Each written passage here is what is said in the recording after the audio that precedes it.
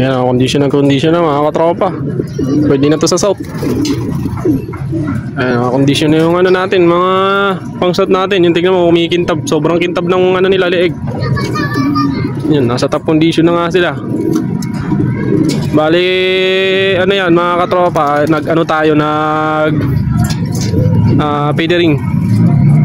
So, patubo na. Sakto yan sa training, umpisa ng training. So, pag umpisa ng training, ano na, yung feeders nila, kumpleto na. Bali, mag-ano nga tayo dyan, self-toss muna tayo. 5 kilometers, 10 kilometers, every 5 kilometers tayo mag-ano, sa self-toss. Kasi kailangan yun. Hindi muna tayo mag-advance sa ano ngayon, training, kasi gawa ng naka-feeder sila. Ayan. Yan, sabi nga ng mga veterano, huwag ka masyadong mauna mag-training. Kasi kapag nauna ka mag-training, mauna ka rin mawawalan ng ibon. So yun, kasi palakas lang muna tayo ngayon ng mga ano natin, mga south. Ayun, malalakas na yung mga katropa. Makitab na yung mga balaybo niyan, nasa top condition na yan. Mga naka-young bird yan, mga katropa, mga kalapatids. Yan, sana pala rin na tayo ngayon.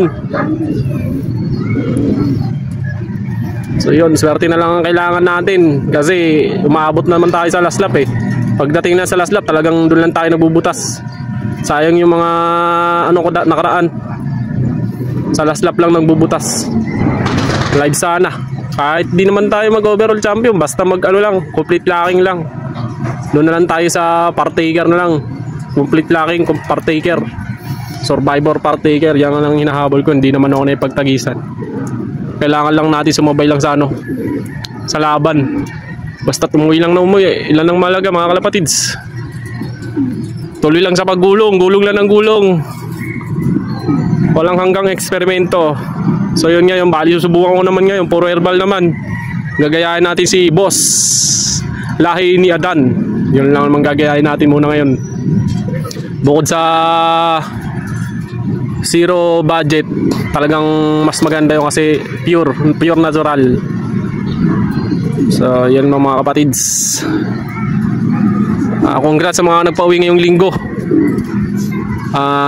Last 2 laps. So sunod na ano sa EPR, bali ano na, last lap. Good luck sa lahat. Congrats sa mga nakapagpa-uwi ngayon. Napakatibay ng ibon nyo. Congrats mga boss. At kay Dismacol yun, nakapag-clock. Lupit mo pare, tuloy mo lang yan. Live yata ang ibon nyo ngayon eh. Sa Gataran yata sila. Next lap, Santa Ana na. Good luck pre, Dismacol.